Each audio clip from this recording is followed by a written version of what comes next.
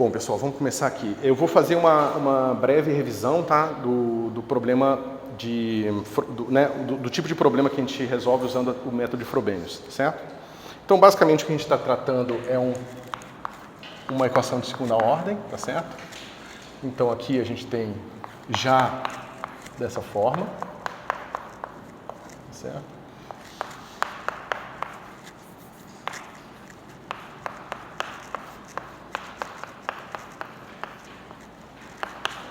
Então, esse é o problema que a gente quer resolver, tá certo? Mal ou bem, toda a mecânica, toda a física clássica, no sentido de que a física que foi feita até a mecânica quântica, até o começo do século passado, ela se baseia em soluções de equações desse tipo, certo? Por mais que a gente faça coisas muito mais complicadas, o bloco mínimo da construção das soluções é esse aqui, tá certo? E aqui tem duas coisas muito importantes, né? Essa equação já foi posta num formato em que eu preciso exigir que essa função e essa função, né, ambas sejam analíticas em torno de x0, tá certo? Isso é uma exigência mais fraca do que exigir que isso aqui seja uma função analítica em torno de x0, tá certo? Claramente, esse círculo maior aqui e aqui, não te dão funções analíticas em torno de x0, porque ambas divergem, tá certo? Mas o que a gente consegue fazer com o método de Frobenius é mostrar que por mais que essas funções aqui divirjam, quando você tem essa função ainda sendo analítica e essa função ainda sendo analítica, nós conseguimos encontrar um par de soluções bem definidas, tá certo? A não analiticidade aqui e aqui vai estar relacionada a fenômenos físicos, certo? A gente vai ver, por exemplo, que numa situação, essas funções não são analíticas num ponto x0, porque você está usando um ponto em que o seu sistema de coordenadas não é bem definido. Por exemplo, sistema polar na origem, r igual a 0, todos os tetas te levam ao mesmo ponto. Então você não tem mais uma relação de 1 para 1. Então ali tem uma singularidade do sistema de coordenadas. E essa singularidade ela vai aparecer nas equações de movimento, tá certo? E a gente vai ter que lidar com elas de alguma forma. Da mesma forma, na mecânica quântica, quando você vai quantizar o átomo, né, calcular os níveis de energia do átomo de hidrogênio, você vai encontrar que existem soluções que divergem no infinito. E aí você vai querer se livrar dessas funções que divergem no infinito, e isso vai te levar a certas classes de funções quantizadas que vão te levar aos níveis de energia do átomo de hidrogênio que a gente mede na natureza frequentemente. Tá certo? Então, essas singularidades, elas estão relacionadas a fenômenos físicos e elas são importantíssimas, que é elas que vão dar coisas diferentes aqui pra gente. Tá certo? Bom, nós vimos que para resolver problemas desse tipo, a gente pode usar o método de Frobenius, que é basicamente escrever o nosso y assim. AN, x elevado a n mais alfa, onde n vai de 0 a infinito. Tá certo? Ou seja, a única diferença que a gente precisa, o que a gente precisa ter de diferente em relação a uma série de potência usual, é a adição de um termo de série de potência. Tá certo? É claro que isso aqui pode ser visto assim, né? X elevado a alfa, soma de n igual a 0 até infinito, vezes x a n elevado a n. O que isso está mostrando para a gente?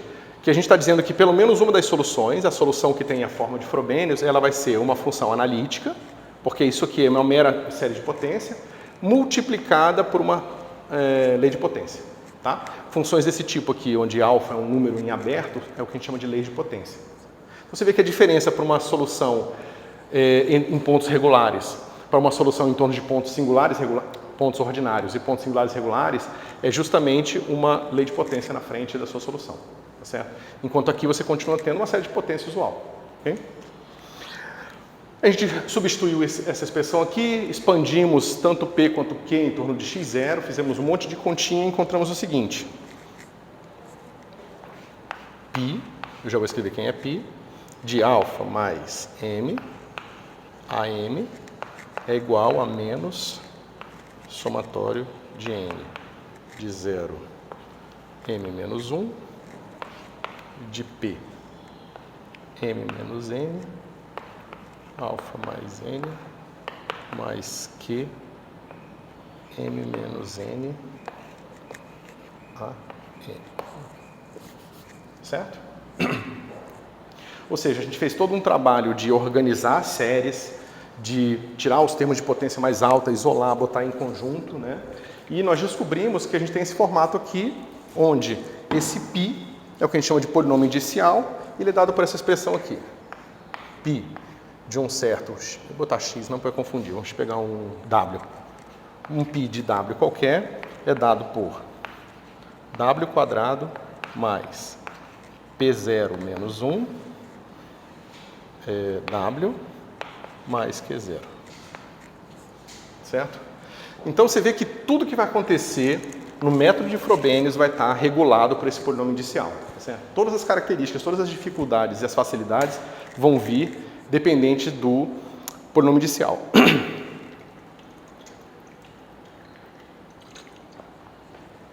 E veja, isso é muito natural, né? Vamos entender por quê. O polinômio indicial ele depende de P0 e Q0, tá certo? Você vê que aqui a minha soma ela vai de 0 até m menos 1. Significa que o maior n que eu tenho é m menos 1. Então, se eu quiser saber o menor valor que eu tenho aqui, basta botar o maior n, tá certo? Então fica m menos m mais 1, porque menos isso aqui vai dar menos m mais 1, vai dar P1. E a mesma coisa aqui. Só para lembrar vocês que essa expressão aqui nunca vai depender de Q0 e P0. Tá certo? E por que eu estou chamando a atenção disso para vocês? Porque P0 e Q0 é justamente o termo que vai divergir da forma pior aqui, ó. Se você expandir esse cara aqui, o P0 é o termo constante da expansão. É o termo que diverge com 1 sobre x menos x0. E o Q0 é o termo que diverge com 1 menos x0 quadrado. Tá certo? Então você vê que a maneira que a coisa aproxima a singularidade está definida por essas duas constantes, Q0 e P0, e são elas que determinam o seu polinômio indicial, que é quem vai controlar tudo o que está acontecendo em torno do seu ponto singular regular. Certo? Ok. Até aqui, pessoal. Estamos todos juntos? E por que isso aqui é importante? Veja, isso aqui é um polinômio. E é um polinômio quadrático, né? Se isso é um polinômio quadrático, a gente sabe que tem duas raízes. E por que é importante a gente falar das raízes desse polinômio? Porque a gente sabe que no momento que esse valor, essa quantidade aqui for não zero, eu consigo dividir essa expressão por esse valor, por essa quantidade aqui, e encontrar o meu AM em termos de todos os A's com índice menor que M. Os dois são polinômios indiciais. Aquele está sendo calculado no ponto alfa mais m, e aquele ali eu só botei um ponto w qualquer. Mas aí tem essa multiplicação desse AM. Isso. É a única diferença entre eles. Não, aqui, veja, se eu não quisesse introduzir esse conceito de polinômio indicial, eu poderia ter simplesmente escrito essa expressão aqui. Só que no lugar de w eu teria escrito alfa mais m. É só isso. Mas a gente separa e dá um nome especial para esse cara, porque ele vai ter uma série de ele vai ser muito importante para a gente por uma série de fatores. Tá certo? Mas aqui é simplesmente, eu estou escrevendo, isso é uma coisa muito comum que você vai ver num texto científico. Você escreve um símbolo para escrever uma expressão de uma forma mais compacta, por exemplo, e logo abaixo você define quem é ele. Então é basicamente isso. Se você quiser pensar que isso é uma definição, né, você definiu ele assim.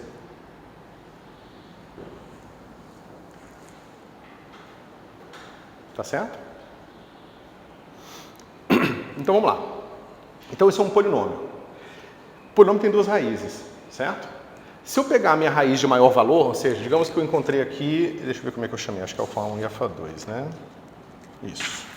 Eu encontrei aqui que π de alfa 1 é igual a 0 e π de alfa 2 é igual a 0 também. Tá? São duas raízes. E eu encontrei isso e ordenei elas de forma que, deixa eu só lembrar quem eu botei é maior, acho que é alfa 1 maior, né?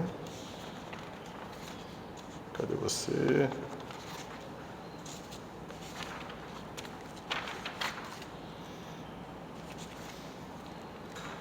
Acho que foi.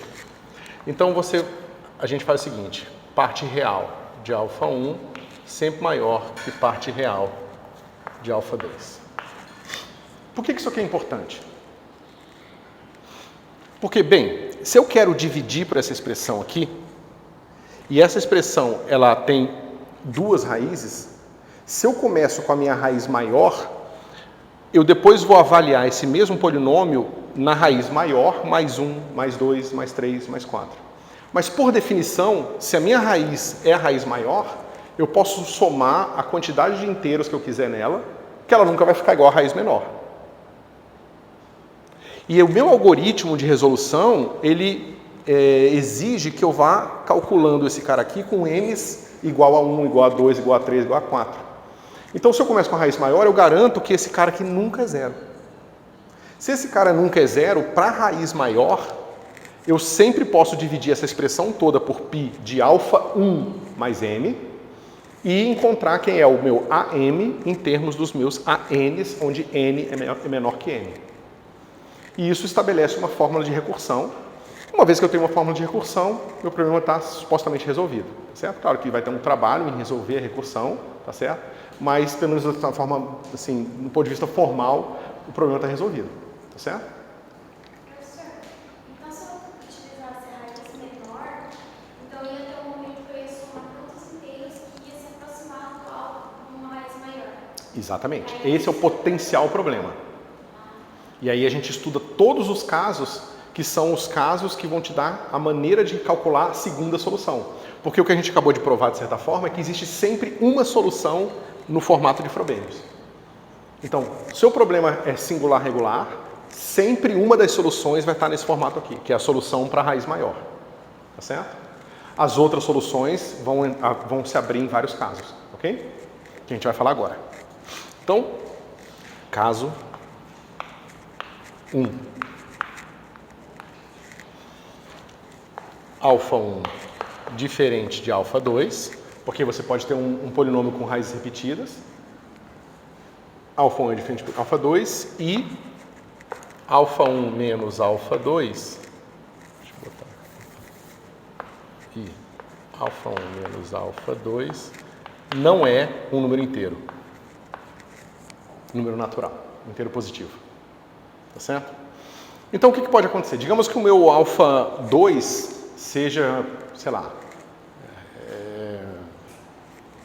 meu alfa 2 é igual a E, né? E o meu alfa 1 é igual a π. Né? Então esse cara é 2,7, esse cara é 3,14. Eu posso somar a quantidade de inteiros aqui que eu quiser, que eu nunca vou sair desse número para esse. Tá certo? Porque, bom, quando eu somar 1 aqui, vai ficar 3,7, que já é maior que o π, então aquilo ali eu não preciso me preocupar. Então, se essas duas raízes são diferentes e elas não diferem por um número inteiro positivo, meu problema está resolvido. Minha segunda solução também é nessa forma e agora eu tenho que usar o meu alfa 2 em vez do alfa 1 e está tudo resolvido. Tá certo? Então, esse é o caso mais fácil. É o caso 1.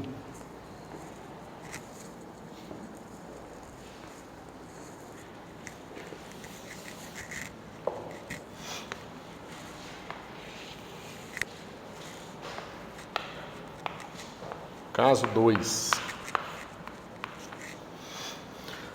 Alfa 1 menos alfa 2 é igual a n, que pertence a os inteiros positivos.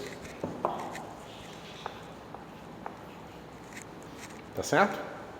Bom, aqui é claramente o caso onde a gente vai ter problema, né? Ou seja, a gente vai começar a somar, né? A gente vai encontrar justamente que alfa 1 é igual a alfa 2 mais n. Significa que quando nós chegarmos aqui com o nosso alfa 2, a gente vai encontrar uma certa situação onde aqui vai estar alfa 2 mais n maiúsculo, vai ser 0 e a gente não vai ter como seguir em frente na nossa dedução dos meus A's com índice maior em termos dos A's com os índices menores, certo? Ok? Bom, a gente tem, dentro do caso 2, subcasos.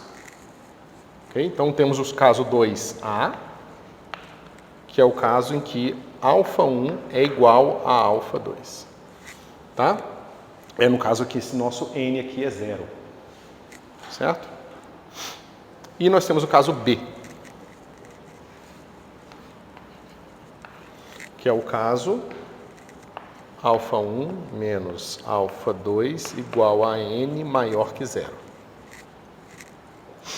Tá certo? Até aqui, pessoal, tudo bem? Eu já expliquei o método Frobenius, dei um exemplo. Eu já fiz o caso 2A, tá certo? Fiz o caso, um dos casos 2B, que eu vou escrever ali agora, certo?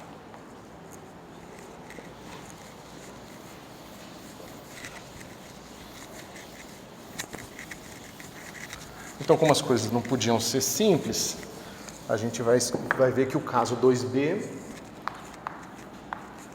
caso 2B, subdivide em o caso I e o caso II. Certo? O caso I é o seguinte: π de alfa 2 mais n, que a gente sabe que é zero, é igual a n maiúsculo, igual a menos soma de n 0 de n menos 1, p n menos n, alfa mais n, que ai. Então vamos dizer o seguinte: o nosso problema era que esse cara podia ser zero, tá certo? E a gente não saberia como seguir a nossa hierarquia de coeficientes, né? Só que pode acontecer desse cara ser zero, mas por alguma mágica do destino, esse caso também ser zero. Ou seja, como esse cara só depende dos As que eu já determinei, talvez, por alguma razão, eu pegue os As que eu já determinei, coloque ali e encontre que aquele lado direito é zero também. Tá certo? Qual que é o N maiúsculo e N minúsculo, você tem certeza? Oi? Qual que é o N maiúsculo e o N minúsculo? Maiúsculo, minúsculo. Maiúsculo, minúsculo. Maiúsculo, minúsculo. Tá, o AN minúsculo também e o alfa também é minúsculo. Isso. Aqui o primeiro minúsculo é zero. Esse cara é zero, por definição aqui. A gente está no caso 2B, né? E o caso 2B é esse caso aqui, ó, em que eles dois diferem por um n maior que zero. Certo? E eu acabei de mostrar para vocês que esse caso tem a situação onde os dois lados dão zero, então não é um problema, porque o lado esquerdo deu zero, mas o lado direito deu zero também, então a gente pode continuar seguindo a nossa hierarquia sem problema nenhum. Certo? O caso mais complicado é esse aqui, que é o caso 2BII, que é quando isso aqui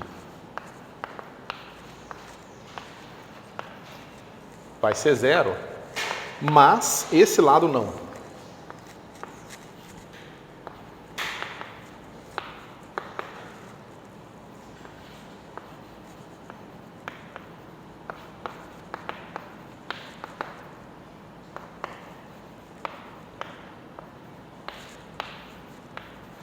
Esse cara aqui é diferente de zero.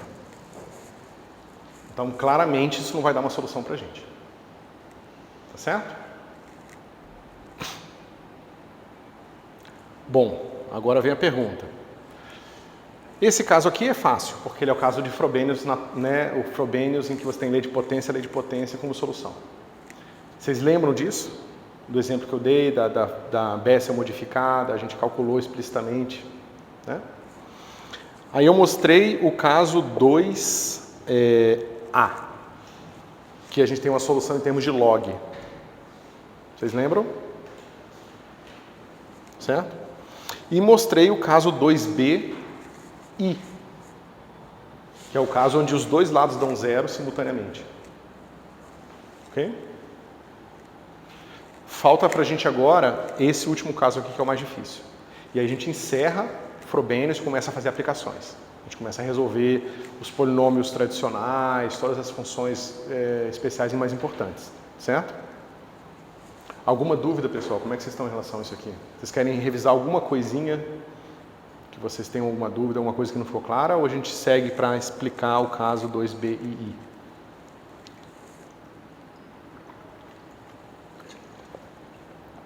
Vocês estão viajando e não sabem nem o que perguntar. Pra ser sincero, preciso revisar esses casos aí. Vocês vão ter que, provavelmente na prova, resolver cada um desses casos. Tá certo? Mas, por exemplo, o interessante é que se você pegar, por exemplo, a função de Bessel, em vez da modificada, a função de Bessel normal, vocês vão ver que dependendo da escolha do índice, todos os casos aparecem. Então, tem função de Bessel que você vai cair no caso 1, tem função de Bessel que você vai cair no caso 2A, tem um caso que você vai cair no 2B e tem um caso que você vai cair no 2B e I. E cada um desses casos vai te dar uma função de Bessel diferente, que tem aplicações físicas diferentes associadas. Certo? Então, por exemplo, o que eu estou falando para vocês, só que vocês vão ter que resolver N equações diferenciais, mas resolvendo uma equação diferencial, vocês podem discutir todos os casos com o mesmo formato de equação. Professor, eu me perdi no caso no 2 aqui. Do 2B. Isso, e o último. A primeira parte deu 0, e aqui deu 0, e aí deu diferente de 0. Isso. A gente vai solucionar ele agora. Isso, vocês não têm ainda vocês não sabem como resolver esse problema ainda. E ele não é o mesmo caso da técnica derivada que a gente usou ontem. Não. A gente vai usar umas técnicas parecidas, mas não. O caso da derivada é esse, né? Porque o que acontece nesse caso aqui que a gente mostrou é que a nossa solução para um alfa em aberto, ela vai ser solução quando a gente tomar o alfa igual a zero, o alfa igual a raiz, mas se a gente calcular a derivada dele e tomar na raiz, também é zero, porque a gente mostra que o que sobra no lado direito, que deveria ser zero, é proporcional ao polinômio indicial. Né? E como o nosso polinômio indicial, no caso da raiz repetida, né? Se eu tenho uma raiz repetida, então esse cara aqui, ele vai ser assim, ó, w menos alfa 1, que ela está repetida, ao quadrado. E o que você mostra, no caso, né, 2BA, não, 2A, a gente encontra o seguinte, que se a gente deixa o alfa e o x em aberto, né, esse cara aqui mais P, x menos x0, aqui, y, x menos x0 ao quadrado, isso aqui a gente prova que é proporcional a π. Pra vocês não confundirem com alfa. É proporcional a o polinômio indicial alfa aqui. Né? Então, para ser solução, claramente basta eu pegar essas minhas soluções com função de alfa e x e tomar alfa igual a zero, alfa igual a alfa 1, tá certo? Só que quando eu estou com o meu polinômio, como eu estou com minha raiz repetida, então esse cara aqui é quadrático aqui. Se eu derivar essa expressão inteira em relação a alfa e tomar ela em alfa 1, continua dando zero aqui.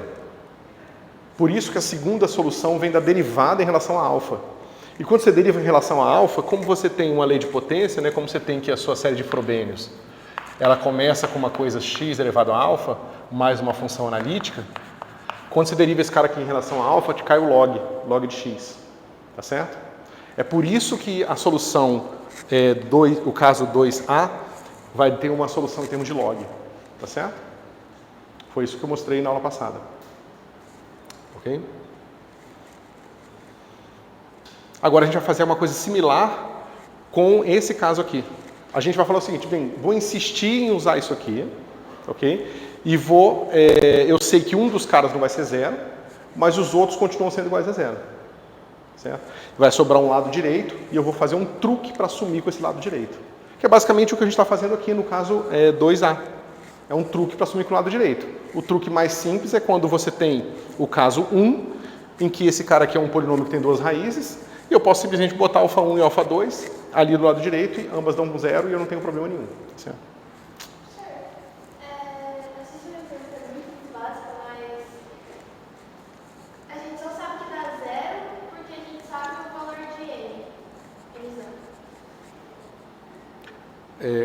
Em qual caso? No caso I, por exemplo. A gente sabe que dá zero porque a gente... Bom, ao avaliar o polinômio, você descobre quem é n maiúsculo, Porque o polinômio te dá duas raízes. Você olha para as raízes e vê se a diferença delas é um número inteiro. Se for um número inteiro, isso determina quem é nzão. Então, isso está determinado. Aí você começa a resolver. Digamos que seu nzão seja igual a 1000. Tá certo? Então, você começou aqui. Você encontra quem é, digamos, o A1 em termos do A0, o A2 em termos do A1. Você vai resolvendo a equação e vai descobrindo todo mundo. Aí você chegou lá no A999. O A999, ele está todo definido em termos dos As de 0 até 998. Tá certo? Aí na hora que você tenta resolver o A1000, você descobre que aparece assim, 0 vezes A1000 igual a uma certa combinação maluca de todos os As anteriores. Aí você faz essa combinação, você conhece o polinômio, você conhece a expansão dos coeficientes, você substitui aqui e faz essa soma. Existem umas situações que você vai fazer essa soma e você vai descobrir que isso é 0. Mas, tudo bem, eu encontrei que 0 é igual a 0, não tem problema nenhum. Posso continuar agora a encontrar quem é o A1001 em termos dos outros e assim sucessivamente, certo? Acontece que pode acontecer, né? Pode acontecer de você ter encontrado todos esses coeficientes, substituir aqui e descobrir que não é 0. Aí você fala aí, está acontecendo algum problema, não tem como continuar minha solução dessa forma. Porque na hora que eu quiser encontrar o meu A1000, eu vou descobrir que A1000, como é que se diz? O A1000 vai estar multiplicado por 0 e aqui vai ser um número diferente de 0. O que significa que sua equação diferencial não está dando 0 do lado direito.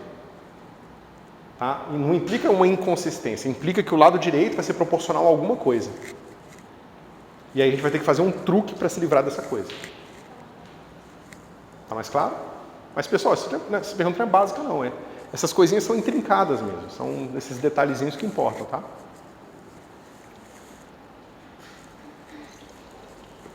De um lado vai ter o A1000, do outro vai ter o A de 0 a 1000. Isso. 0 a 999. Mas os exemplos que a gente vai ver são de tal forma que essas funções aqui, o P e o Q, são polinômios simples. Quando isso aqui é um polinômio simples, digamos que esse cara aqui seja um polinômio que só tem o termo de ordem 3. A gente sabe que o Pn menos n só vai ser diferente de 0 quando for igual a 3. Então, o lado direito não vai ser uma soma, vai ser um número só, vai ser só um dos As. Então, é bem mais fácil. Foi o exemplo que a gente viu no exemplo de Bessel, né? A gente não encontra uma soma do lado direito, a gente só vai ver um exemplo que a gente encontra a soma. Todos os outros exemplos, o lado direito é super simples, certo? Então, em geral, é muito mais fácil de avaliar do que parece no caso abstrato, certo?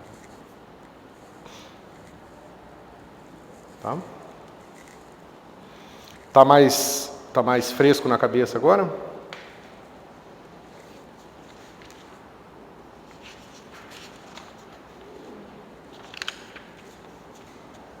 Então, Bessel modificado foi...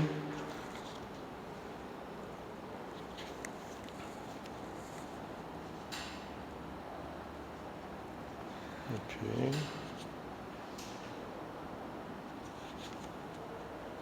Deixa eu ver, segunda raiz...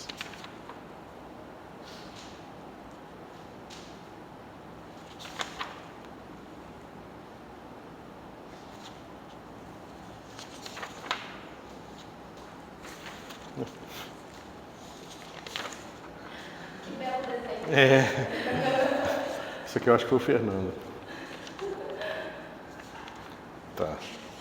Aí depois eu vou dar Bessel, Legendre, ou Legendre. Tá. Vamos lá. Professor, eu acho que eu consigo fazer esses desenhos. Ah, é. Tá mais tranquilo. Pessoal, posso começar aqui?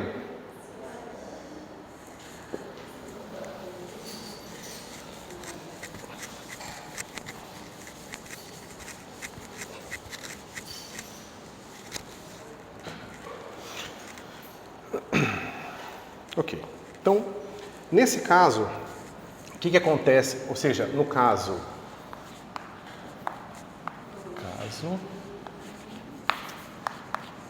2, B, I. A gente também tem o seguinte, ó. Não seria I, Eu escrevi errado, né? caso 2 dele. Calma, a gente não Pena- viu o 2 ainda. Porque você falou que você tinha feito Será que eu escrevi errado aqui? Peraí.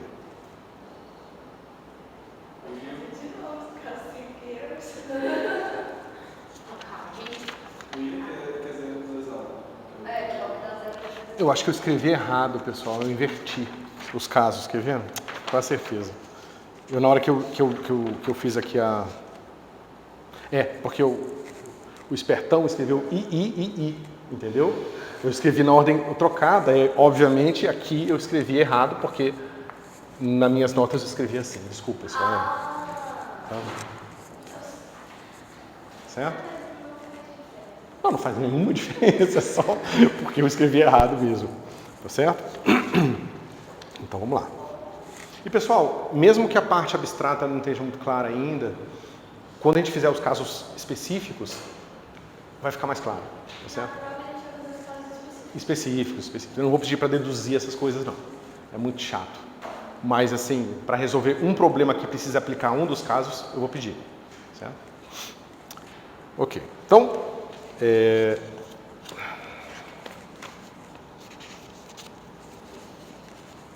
vocês têm o livro do Bender, tá? O livro do Bender é bem legal e tem um monte de exemplo resolvido lá. Okay. Então, veja, lembra, isso aqui é o nosso operador diferencial, tá? Então, isso aqui aplicado em y é aquele lá, derivada segunda mais p sobre x menos x0, derivada primeira e assim por diante. Então, esse cara aplicado no meu y, e eu vou escrever aqui para poupar só o alfa explicitamente, não vou botar o x não, tá? Mas claramente é uma função de x. O que vai acontecer aqui, pessoal, do lado direito? Digamos que eu ignoro esse problema aqui, tá certo? Eu ignoro que esse lado aqui vai ser 0 e esse lado aqui não vai ser 0, certo? Mas vocês têm que lembrar o seguinte, esses dois fatores aqui, esse colocado no lado esquerdo, está multiplicando um termo daquela série que eu organizei, né, vezes x menos x0 elevado ao certo inteiro mais alfa, certo? Se esse termo não é 0, ele continua lá, não 0, e a série continua. Só que daqui para frente eu posso continuar encontrando agora o nzão mais 1 em termos dos outros e assim por diante. Tá certo? Então, se eu aplico o meu operador diferencial em y, o que eu vou encontrar aqui é o seguinte. Deixa eu ver se é isso.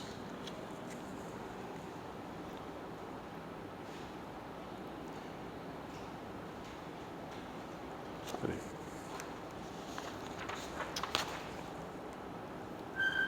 A segunda solução está aqui. Inverso modificado, aqui também temos.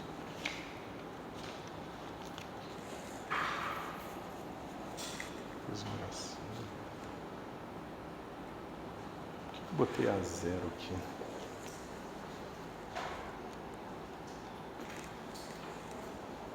Só um instantinho, pessoal, que eu acho que eu estou fazendo um caso específico aqui.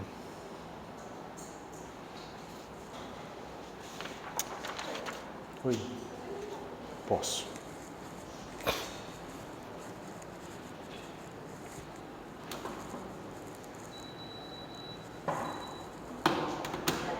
Nada.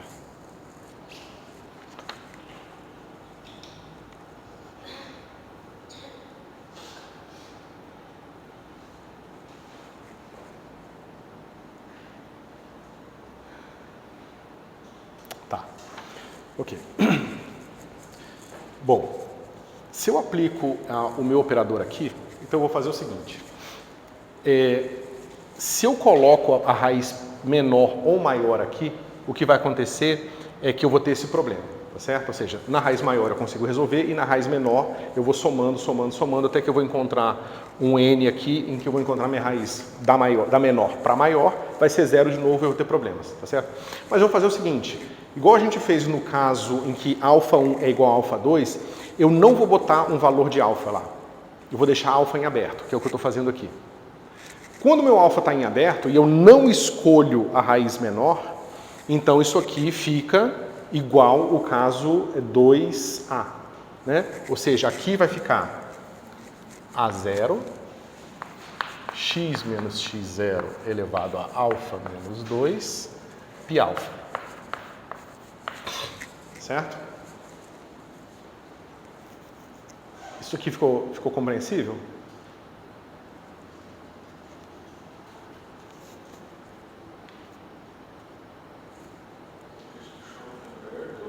Eu não escolhi alfa igual a nenhuma das duas raízes, tá certo? Eu escolhi, sei lá, um número totalmente maluco que eu posso somar a quantidade de inteiros que eu quiser, que eu nunca vou chegar em raiz nenhuma. Certo?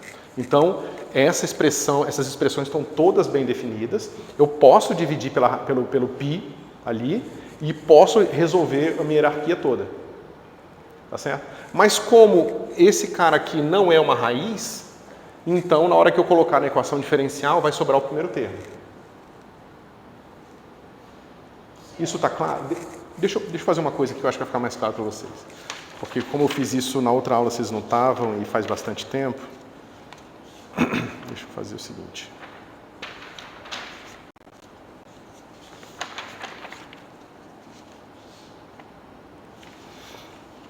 Ó.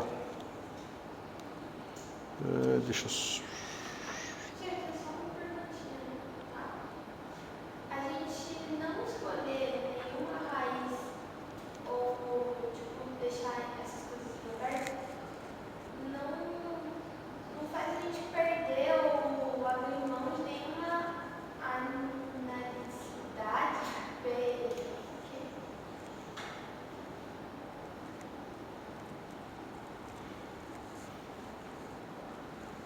Não. Você tem razão. Ou seja, a solução final ela vai ter que estar associada às raízes de alguma forma. Tá certo? O problema é que essas dificuldades todas impedem a gente usar a raiz diretamente. Tá? Mas a gente vai usar ela indiretamente.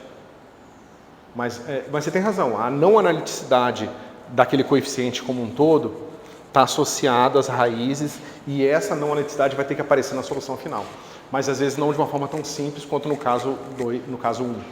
Certo? Então, deixa eu só relembrar vocês. Como que a gente obteve essa expressão aqui? A gente pegou a nossa equação diferencial e substituiu uma série de Frobenius nela. A gente substituiu aquela série que tem x elevado a alfa vezes somatório de x elevado a n, certo? Quando a gente substituiu, fez toda aquela maquiagem, toda aquela organização na conta, a gente encontrou o seguinte, a gente encontrou soma de n igual a 1,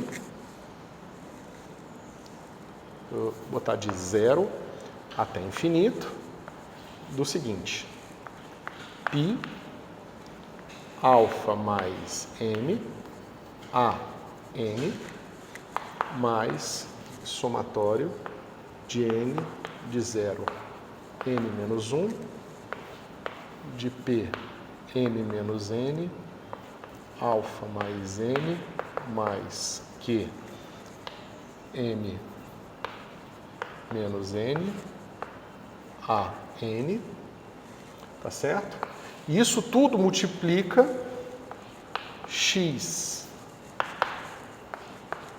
menos x0 elevado a alfa mais m menos 2. Isso tudo tem que ser igual a 0. Certo? Então, basicamente é isso. A gente pega a nossa série de Frobenius, substitui na equação diferencial, nesse lado aqui, esquerdo, e vai encontrar isso aqui. Tá certo?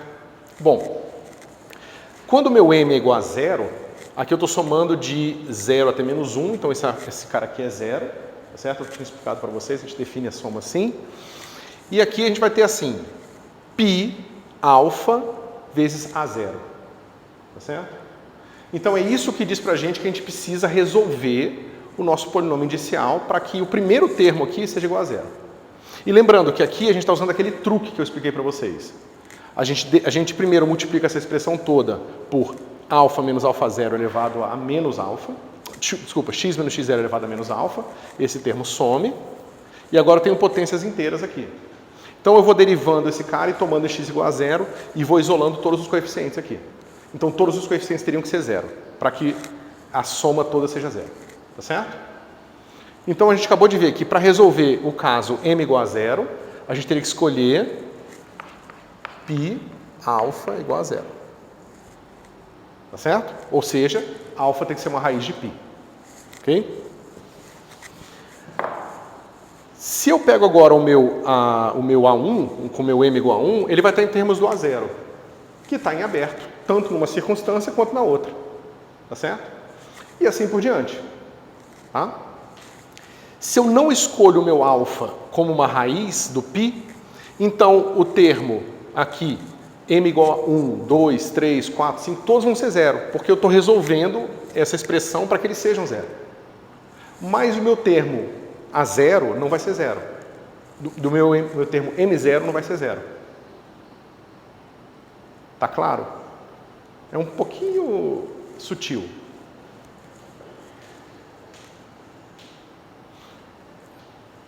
Ou seja, se eu abrir esse somatório aqui, eu vou ter assim, o termo de m igual a zero vezes x menos x0 elevado a menos 2.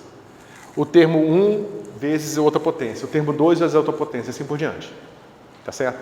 Digamos que eu resolvo todos esses termos. Ou seja, eu resolvo quem é o A1 em termos do A0, o A2 em termos do A1 a 0, o A3 em termos... Ou seja, eu resolvo todos os caras, exceto o primeiro.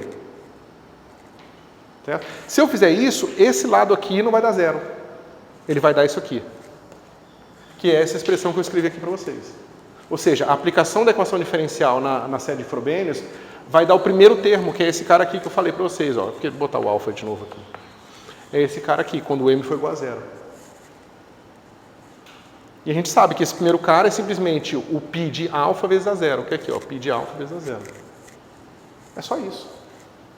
Então, se eu uso a série de Frobenius e não imponho que alfa é uma raiz, o que eu encontro aqui, o operador diferencial aplicado naquela função não é zero, mas sim essa função aqui.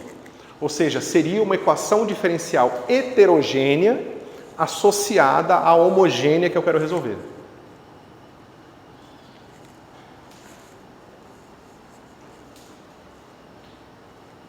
Professor, eu estou com um problema. Quando eu considero m igual a zero, que é o que a gente vai ter ali em cima, né? Aquela somatória vai ficar com 0 menos 1. Isso, eu defini para vocês. A soma, quando o índice inferior está à frente do superior, a soma é zero. Eu defini, é só para a gente poder escrever isso numa expressão só.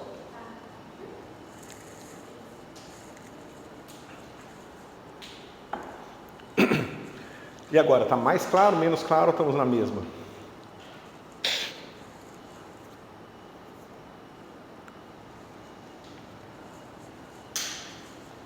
Façam essa conta.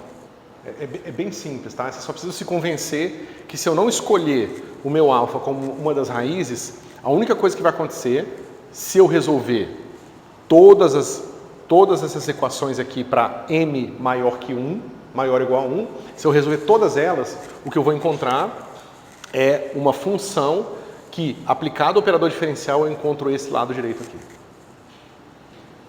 Tá certo? Senhor, esse de baixo é Frobenius. Isso aqui é o método de Frobenius, sim. E de cima é o operador diferencial. É o operador diferencial aplicado à minha solução. A solução não, aplicado à minha função ainda, que não é solução ainda. Por coincidência, quando m for 0, eles são iguais. Ou... Não, eu acabei de mostrar. Ó, veja. Vamos pegar aqui. Isso aqui. Ó, isso aqui é, por definição, dpy de alfa. Certo? O operador diferencial aplicado em y dá isso aqui. Aí eu vou pegar aquele meu y que é assim.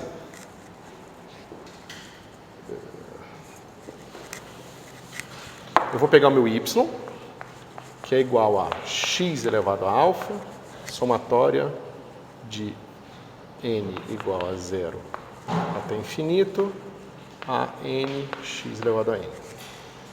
Eu vou pegar essa expressão e vou substituir aqui.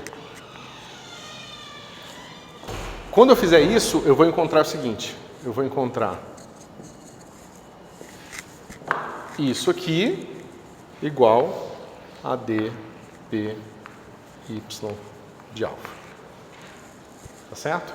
Então, basicamente, eu estou falando o seguinte. Eu estou repetindo a minha expressão.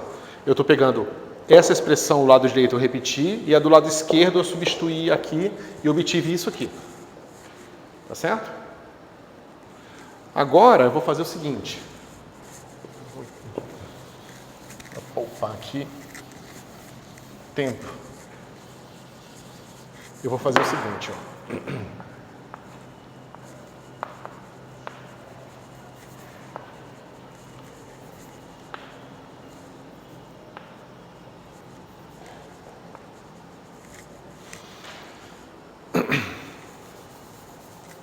que eu vou encontrar? Eu vou encontrar essa expressão aqui, ok? Eu vou pegar essas equações aqui, ó, para m maior ou igual a 1 e vou resolvê-las. Ou seja, eu vou substituir aqui m igual a 1, aí vou encontrar aqui alfa, que é um número qualquer, mais 1, divido e encontro que é o meu A1 em termos do A0. Minha soma agora vai ser de 0 a 0. Descubro quem é o A2 em termos do 0 e 1. Descubro quem é o 3 em termos do 0, 1 e 2. E assim por diante. Ou seja, eu resolvo essas equações todas. Resolvo. Só que toda vez que eu resolver essa equação aqui, quando eu chegar no termo equivalente aqui, ou seja, quando eu chegar no termo igual a 1, eu vou encontrar o A1 aqui, mas eu vou encontrar o termo de A0 que resolve... Desculpa. Quando eu chegar no m igual a 1, aqui vai estar 0 e eu vou encontrar o 1 a 1 que eu resolvi ali para dar 0 aqui. Então, essa soma para m igual a 1 vai ser 0. Só que eu vou ter resolvido para o A2 também. Então, essa soma, quando eu tiver com A2 aqui, vai dar 0 também. E assim vão dar 0 para todos os termos, exceto o primeiro, que eu não escolhi resolver. Como o meu primeiro termo é simplesmente, né? Ou seja, o primeiro termo dessa série aqui é simplesmente π alfa A0 vezes x menos x0 alfa menos 2. Como eu não escolhi o alfa como uma das raízes, esse primeiro termo não dá 0. Por isso que sobra isso aqui. Todos os m's para cima de 0 vai dar o caso i e todos os... Não. Você não é bom pensar assim. Porque o caso i é o caso ii é o caso onde eu não encontro uma incompatibilidade do lado esquerdo e direito. Então eu posso simplesmente resolver. Aqui eu não tenho o direito de botar o meu alfa igual a alfa 2. Porque se eu botar o meu alfa igual a alfa 2, eu vou encontrar uma inconsistência lá na frente da soma. Mas pelo que eu entendi, o único termo que dá problema é quando m for igual a 0. Não, isso não é um problema. De certa forma. É porque é o seguinte, se eu não escolho o alfa igual a alfa 2, eu não tenho problema lá na frente porque eu não chego numa raiz, então eu não estou dividindo por 0, não tem problema nenhum. Mas ao mesmo tempo isso não vai me dar uma solução porque vai ter o lado direito diferente de 0.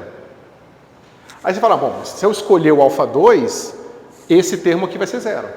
Ou seja, se eu escolher alfa 2, vai ser uma raiz, esse termo vai ser 0. Só que o problema é que lá na frente vai ter um termo diferente de 0. Que vai ser uma inconsistência. Então também não consigo. Por isso que eu tenho que mostrar para vocês como que resolve o problema. Só que para eu resolver o problema, eu preciso primeiro que vocês aceitem que se eu substituo aqui uma função de alfa em aberto, que não é necessariamente nem uma raiz alfa 1 nem alfa 2, o lado direito é esse. Porque esse é o primeiro passo para encontrar a solução. Da mesma forma que a gente usou isso aqui para encontrar o caso da solução em que a raiz é dupla. Porque aí eu posso botar alfa igual a 0, ou posso derivar em relação a alfa e botar alfa igual a alfa 1 de novo para obter 0 duas vezes. Ou seja, obter duas soluções.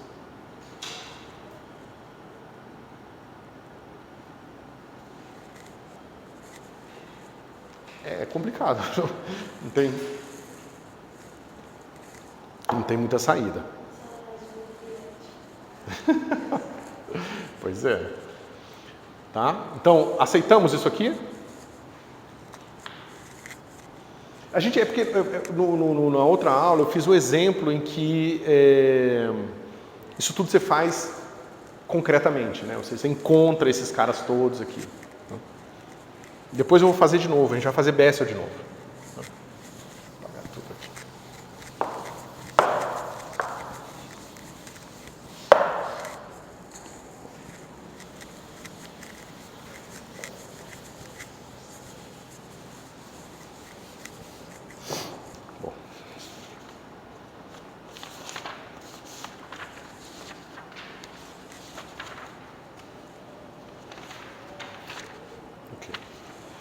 Então, bom, e a gente pode fazer o seguinte também. Eu vou pegar esse cara, dp, e vou fazer assim. dy d alfa, calculado em alfa 1. Certo?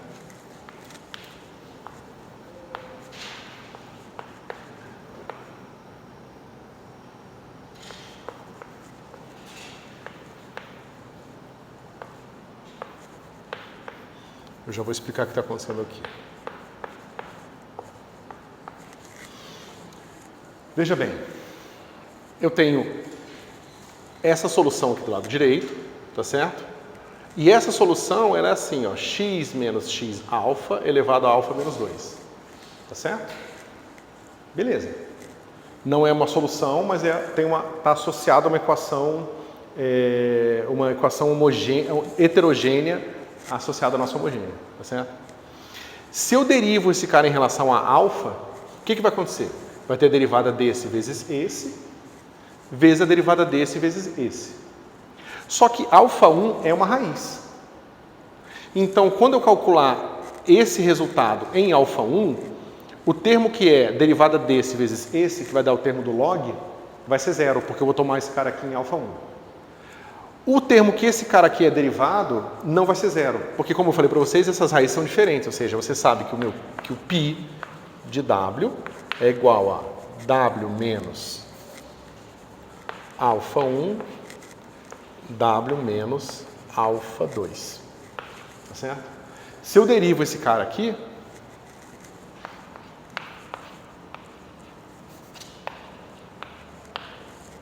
isso aqui vai ficar como? Vai ficar w menos alfa 2 mais alfa 1. Tá certo? Se eu tomo esse cara aqui em alfa 1, desculpa, em alfa 1, o que eu vou encontrar? Alfa 1 menos alfa 2 mais alfa 1 menos alfa 1. Obviamente isso aqui é zero, mas esse cara não é zero. Pela definição do caso que nós estamos fazendo, esse cara aqui é igual a n.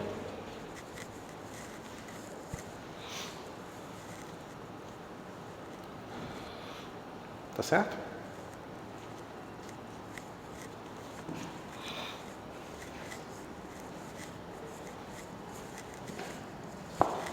Ou seja, dp dy alfa 1 é igual a 0 n x menos x0 alfa 2 mais n menos 2.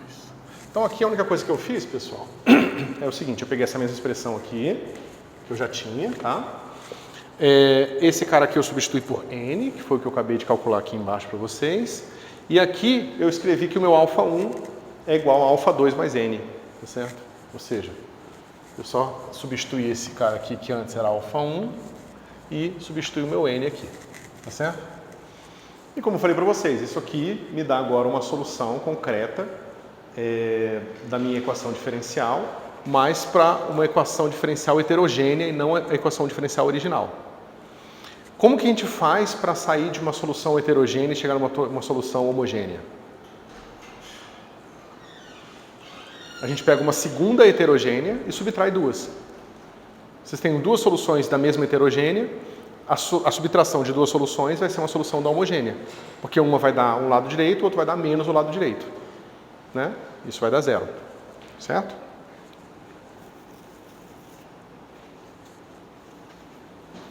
Ok. Então vamos procurar uma segunda heterogênea, tá certo? Então, como é que a gente vai fazer isso? A gente vai procurar uma outra solução na forma de Frobenius para a nossa heterogênea, tá certo? Tá claro o que está acontecendo, pessoal? Eu tenho uma heterogênea, agora eu preciso de uma segunda heterogênea. Para encontrar minha segunda heterogênea, eu vou encontrar uma solução em forma de série de Frobenius para minha segunda heterogênea. E a minha esperança é que a subtração das duas vai me dar uma solução homogênea, que vai ser a segunda solução linearmente dependente que a gente precisa para formar um conjunto completo de soluções. Certo? Vamos lá. Soma sobre n, zero é infinito.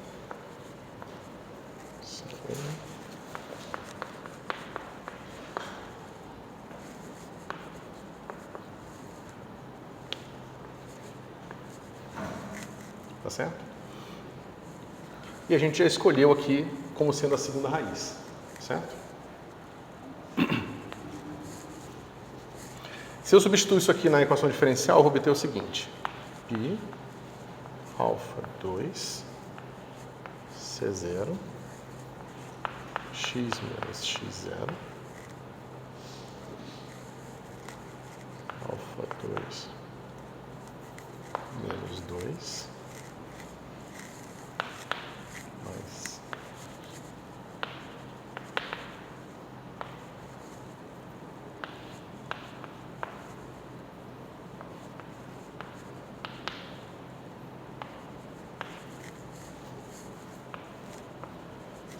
mesma equação que eu tinha antes.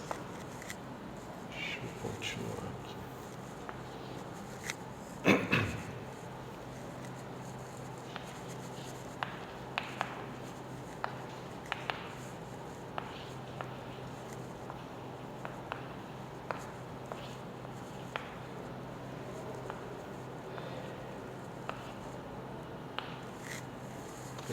Escrevi errado. Mais, né? Mais.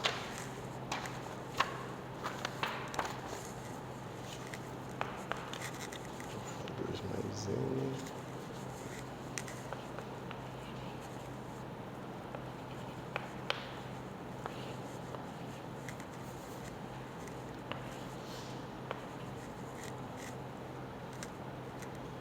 Deixa eu ver.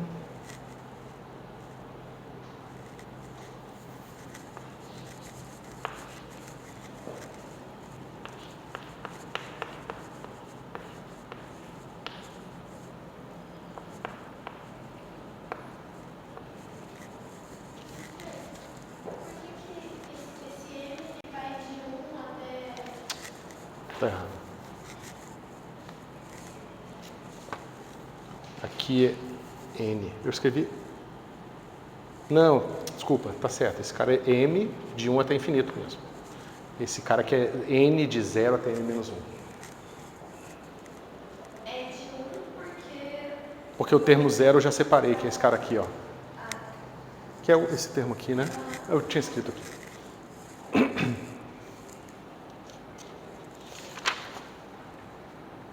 Ok. Bom, se alfa, como alfa 2 é uma raiz, esse termo aqui é igual a 0. Tá certo? Vamos ver o que acontece com o resto. A gente já copiou ali. Tá.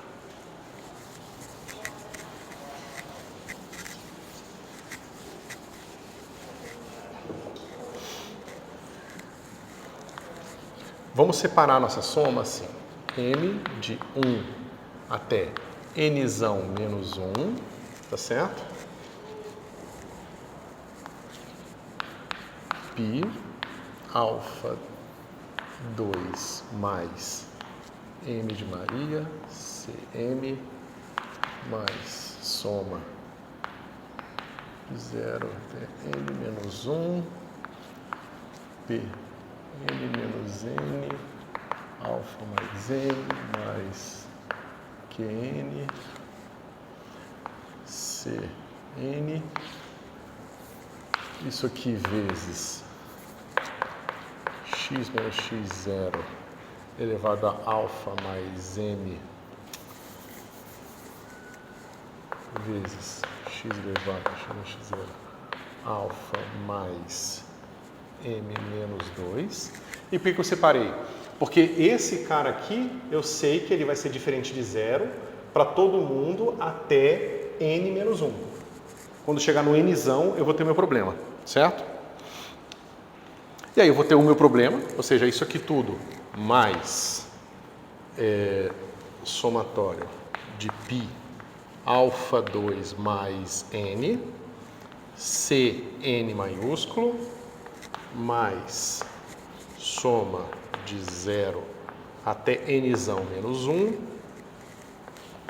P m menos n, alfa mais n, mais q m menos n, a n, e esse cara multiplica x menos x0, E aqui que é bem importante ver, que vai ser alfa 2 mais nzão menos 2. Tá certo? E o último termo, mais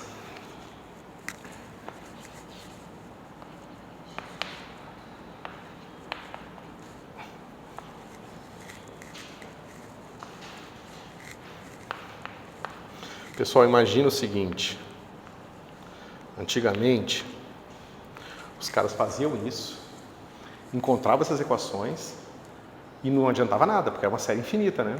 Aí o que eles faziam? Uns livros dessa grossura tabelando todas as soluções para vários valores de x. E aí você queria integrar o negócio, você integrava como? Como é que o pessoal em 1500 integrava? Somando, com tabela. E é assim, bom. E graças a eles, a gente está onde a gente está agora.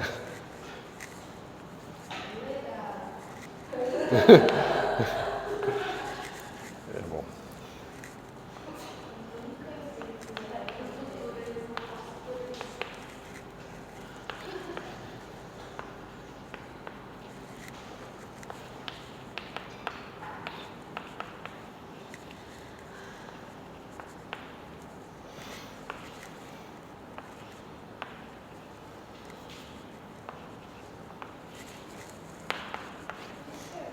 Oi.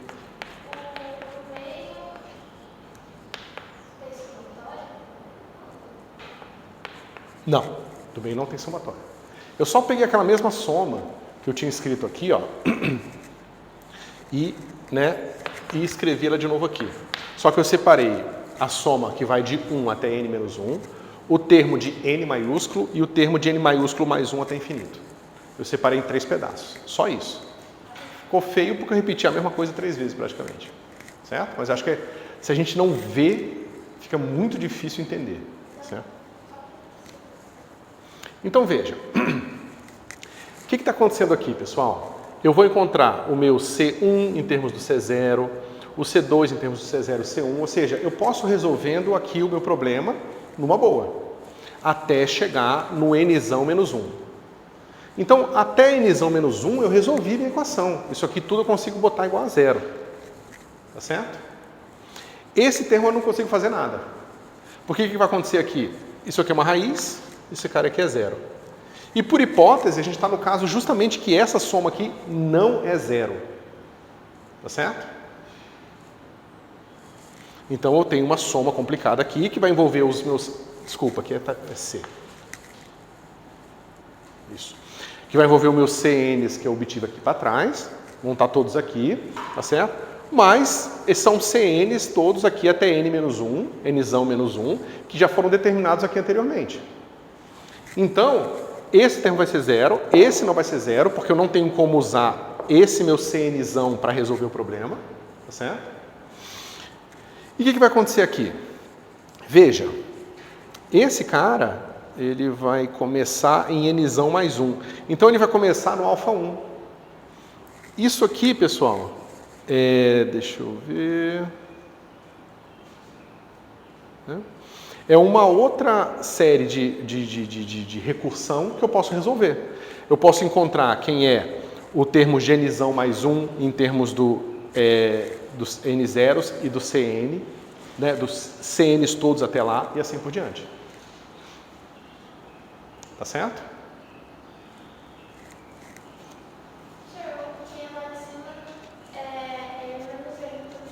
É.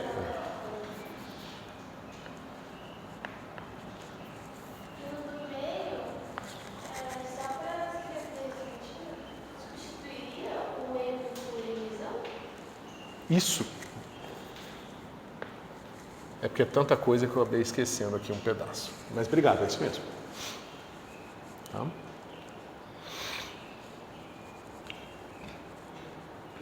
Então você vê o seguinte, isso vai dar zero, o meu CN ele fica não restrito, ou seja, não tem nenhuma imposição sobre ele, porque essa expressão aqui vai ter um zero aqui, certo?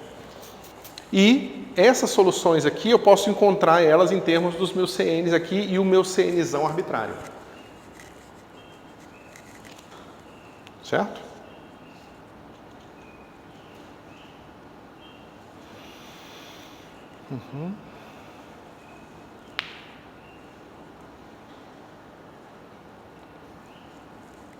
Ok. Então, eu estou mostrando aqui para vocês o seguinte. Se eu uso essa série de recursão para resolver os meus CNs em termos do C0 e depois essa série de recursão para resolver os meus CNs aqui, CMs, mas com M maior ou igual a N mais 1, também em termos dos anteriores, eu só não vou encontrar zero por causa desse termo aqui. Tá certo? É o único termo diferente de zero que eu vou encontrar quando eu aplicar o meu operador diferencial a essa minha nova série de Frobenius que eu estou propondo aqui. Mas eu não queria que ela fosse solução da homogênea, eu queria que ela fosse a solução da heterogênea. Mas será que esse cara aqui pode ser solução da heterogênea? Porque eu estou mostrando que o operador diferencial aplicado em G está me dando esse lado aqui, tá certo? E eu acabei de dizer que eu vou resolver os meus CMMs em termos do C0. Então, esse cara deu 0. E aqui, com o meu CN maiúsculo arbitrário, eu vou resolver essa de baixo aqui também. E vou encontrar esses caras aqui iguais a 0. Então, eu estou encontrando o seguinte. Eu vou encontrar aqui DPG é igual a isso aqui. Soma de n igual a 0 até n menos 1, p n menos n. Eu resolvo a série de recursão, porque o último ele também vai ter coeficientes sempre que são diferentes de 0. Então eu sempre posso dividir por π, porque vai sempre ser de alfa 1 mais n, mais m. Eu posso ir dividindo e resolvendo minha série de recursão. A única coisa é que ele vai envolver um somatório aqui que vai ter o nosso Cn maiúsculo, que vai ser arbitrário. Mas eu posso. Posso ir resolvendo, entendeu? Posso ir encontrando quem são os Ns, os Cs com índice maior em termos dos Cs com os índices menores. Mas esse termo eu não consigo zerar ele. Esse é o meu problema. Por isso que eu estou mostrando aqui o DPG. Ó, pessoal, eu tinha esquecido de botar o 2 aqui, tá? Vai ser ainda esse cara aqui.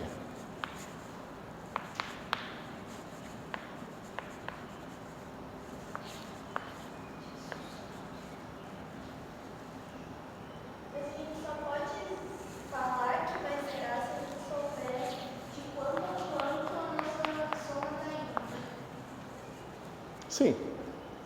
E souber também que, naquele intervalo, todos os coeficientes do termo de índice maior são diferentes de zero, justamente para a gente poder dividir e encontrar aquela série de recursão.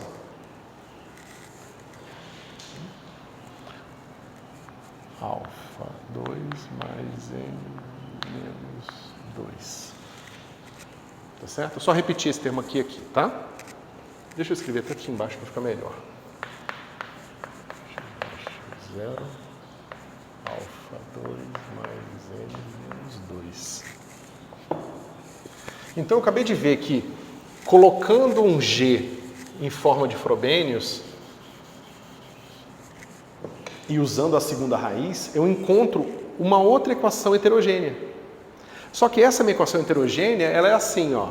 Ela é um coeficiente complicado que multiplica isso aqui.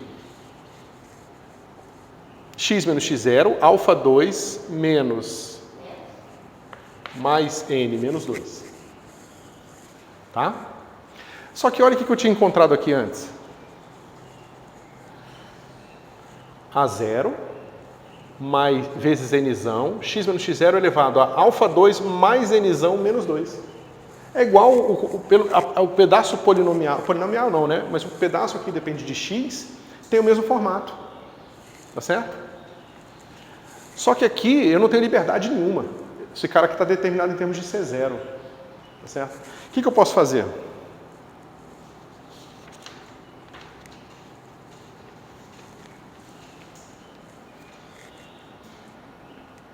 Eu posso escolher o meu A0 aqui, por exemplo. Eu posso escolher o meu A0, que ainda está livre. Lembra que o A0 é totalmente livre. Eu escolho o meu A0 a ser igual a esse número aqui.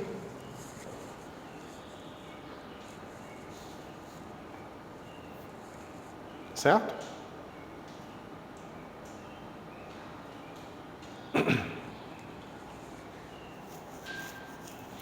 Deixa eu ver como é que eu faço o segundo passo aqui.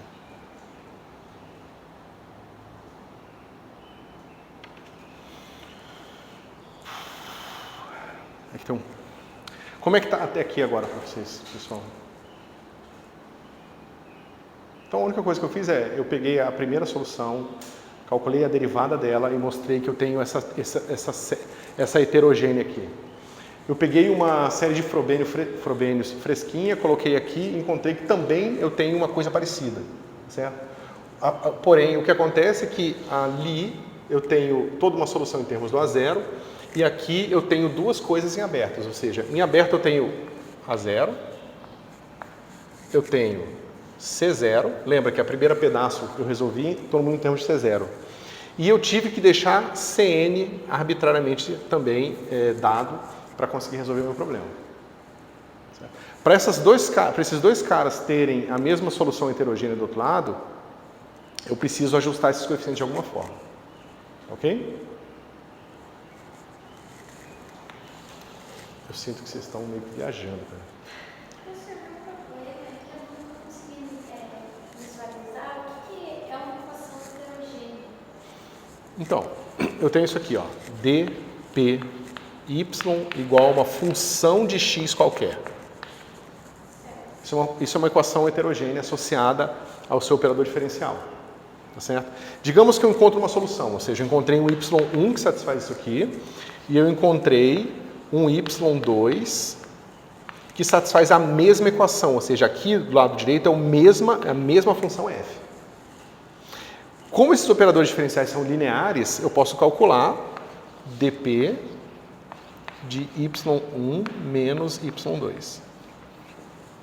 Isso aqui vai ser dp de y1 menos dp de y2.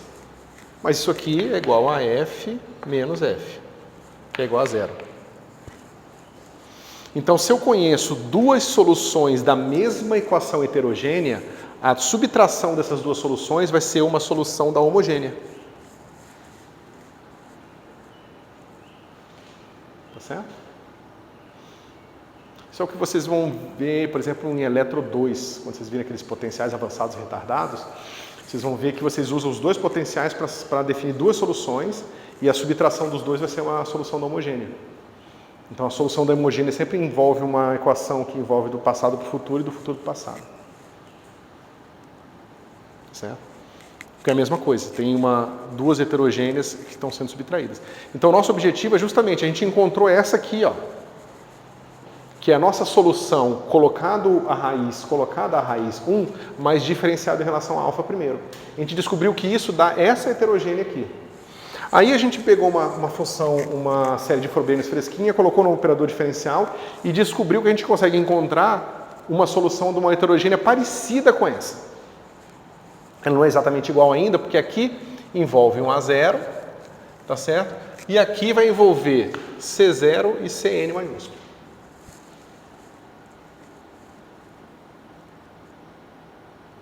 Tá certo? Melhorou? Se eu conseguir ajustar essas coisas para que as heterogêneas sejam iguais, meu problema está resolvido. Essa função aqui, menos g, vai ser uma solução da homogênea.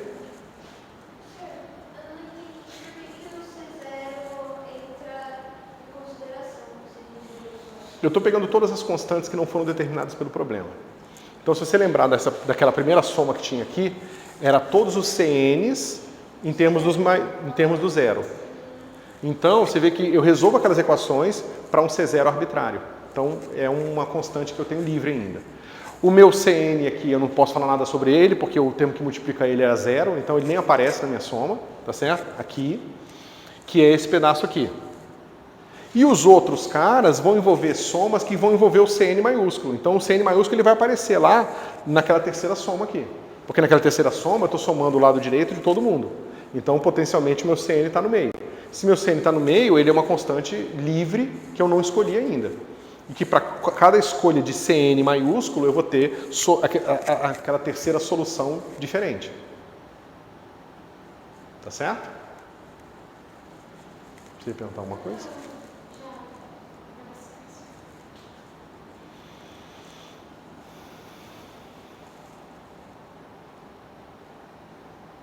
Bom, significa o seguinte, esse cara, a solução que envolve C0 é insensível a Cn. Né? Lembra que a gente foi resolvendo todos os nossos Cs em relação ao C0. Então, aquele primeiro pedaço é insensível a esse cara aqui. Ok? Bom, deixa eu mostrar o que a gente pode fazer se a gente muda o nosso C'. Certo? Ok. Isso aqui está entendido?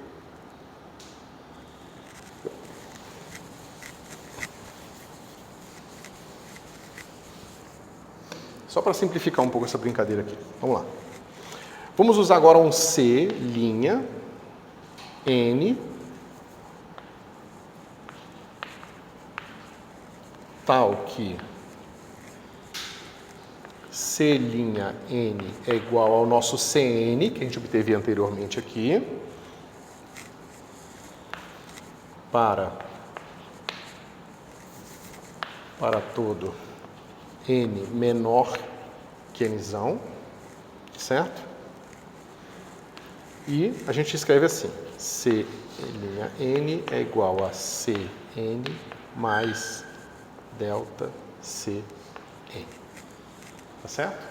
Então, esse delta Cn ele vai ser 0 para todos os nzinhos menores que nzão, tá certo? E para maior que isso a gente pode fazer uma modificação. Bom.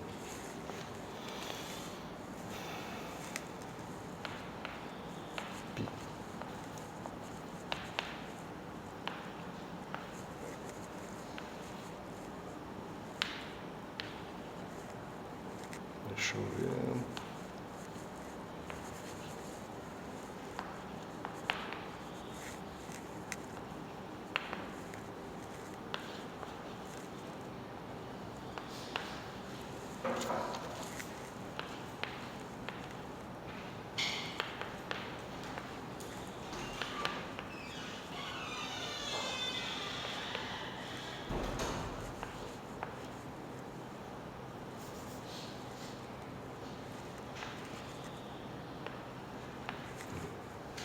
Certo? Isso aqui para... Okay. Então, ó, esse cara aqui, como para esses valores de M aqui, né? Isso aqui vale para todos os valores de M igual a 0. Em particular,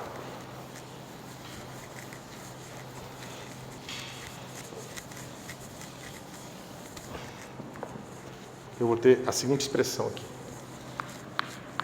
Pi alfa 2 mais M delta C N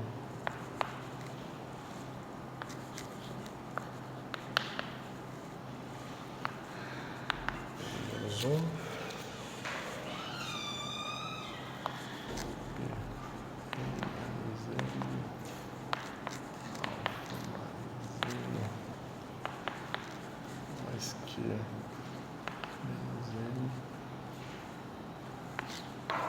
delta C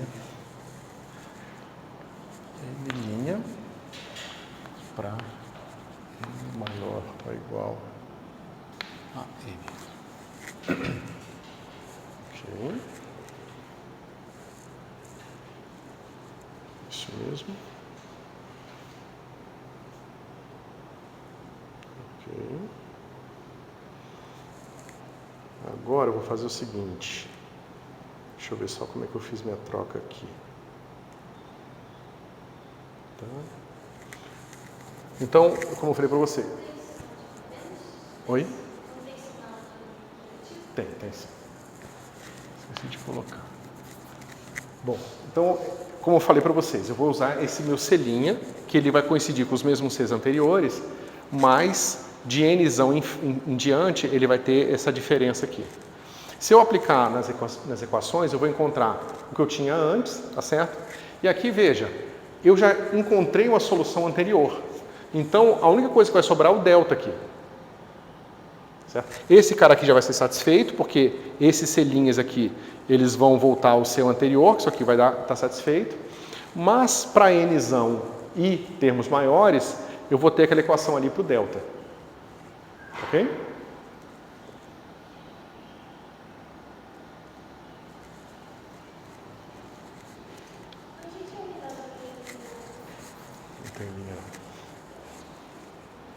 Porque eu botei o delta aqui, a linha aqui, por alguma razão. Eu estou com um pouco de dificuldade de entender o que você fez dali para lá. Você substituiu uma linha por essa igualdade que você colocou. Isso. Onde foi Não, eu peguei um novo g, digamos, eu peguei uma função h. Essa função h, ela vai ter os mesmos, ela vai ter coeficientes c' agora, em vez de c. Né? Lembra que eu tinha escrito assim, ó? Vamos ver o que acontece com a nossa função g. A gente falou, g é igual a x elevado a alfa 2, somatório de c, m, n de 0 até infinito, x elevado a n. Certo? Agora, digamos que eu estou aplicando para uma função h. Essa nossa função h ela vai ser assim, x elevado a alfa 2 de novo, somatório de n de 0 até infinito, c', n, xn. E aí eu defini que o nosso c' é assim, ele é igual ao c anterior do g, para todos os n's menores que nzão, tá certo? Mas para maior que nzão ele vai ter um certo delta aqui. A gente sabe que aquele cara ali já vai dar 0 para o g, tá certo? Eu estou vendo o que vai acontecer para o meu delta aqui. Tá certo? Eu quero mostrar um resultado adicional para esse tipo de solução que vai ser importante.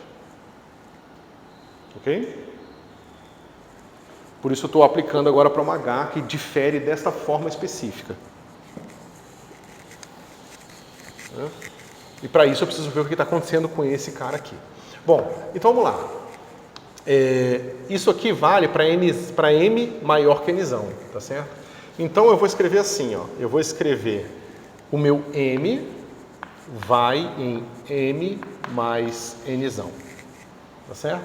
Então vai ficar assim, π alfa 2 mais nzão mais n, delta c nzão mais n, vai ser igual a menos somatório de n. Agora, esse cara, ele vai de 0?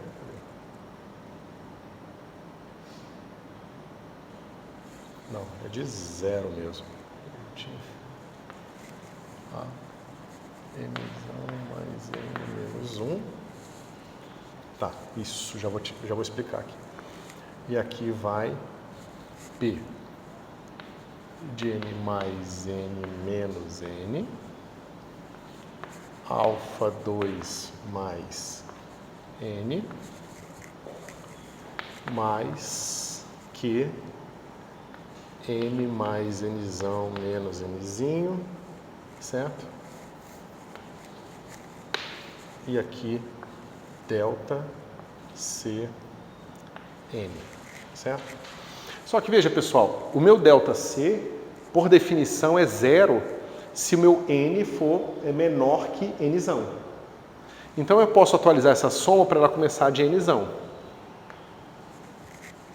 Vocês concordam?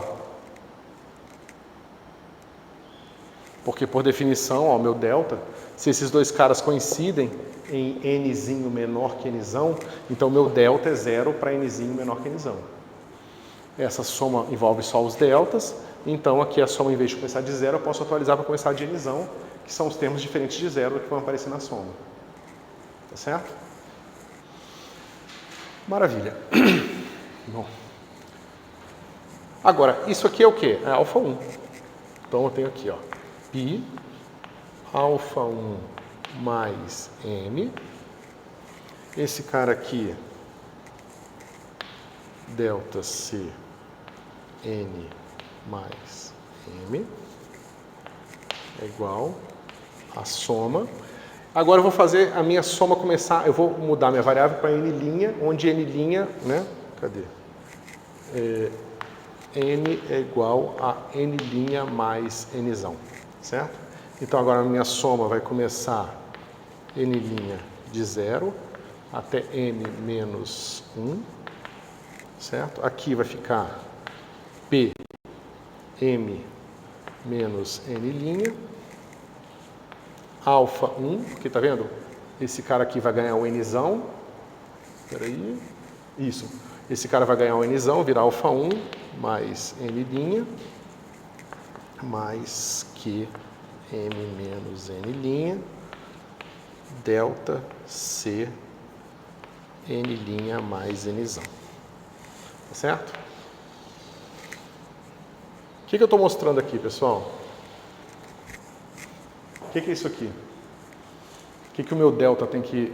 O que esses deltas aqui, delta C, N' mais M, estão lembrando vocês?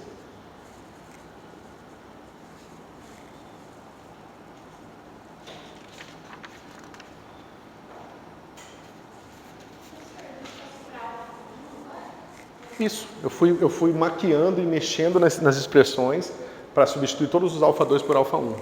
E eu consegui. Eu obtive isso aqui.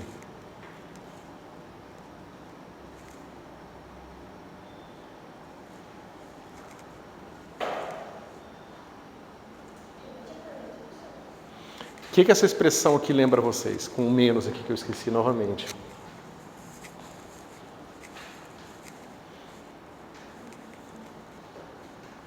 Essas são as séries de recursão que eu resolvo para resolver o problema de alfa 1. Então eu estou mostrando que na minha solução da heterogênea, associada a G, tem uma solução 1 misturada. Eu posso somar uma solução 1 na minha solução G e continuar tendo a mesma solução G. Tá certo? Bom, pessoal, eu vou fazer um exemplo de Bessel com isso aqui, porque eu acho que isso aqui é bastante confuso, é complicado. Então, eu vou fazer um exemplo de Bessel, a gente vai fazer todas essas coisas aqui. Eu vou mostrar que vai encontrar uma segunda solução, vou encontrar G, vou encontrar a derivada, a gente vai encontrar a diferença, vai encontrar essa redundância aqui, e eu vou apresentar aqui a função de Bessel, J, e a função de Bessel, Y, que é a segunda função, é a segunda solução, e a gente vai ver esses casos todos aqui na prática, tá certo? Para ficar um pouco menos abstrato. Mas tentem pensar sobre isso, porque o máximo que vocês pensarem antes de eu mostrar uma aplicação prática, mais vocês vão aproveitar a aula que eu for fazer a aplicação prática, certo? Mas é complicado mesmo, tá, pessoal? É cheio de detalhezinho, de coisas, essas contas são chatas e longas, as expressões são complicadas, certo? Então Dessa linha para esse quadrado, a gente retomou aquela ideia do alfa 1 menos alfa 2 igual a Isso. A gente está sempre nesse caso. Isso, eu estou mostrando que dentro daquela série do alfa 2 tem um alfa 1 misturado. Certo?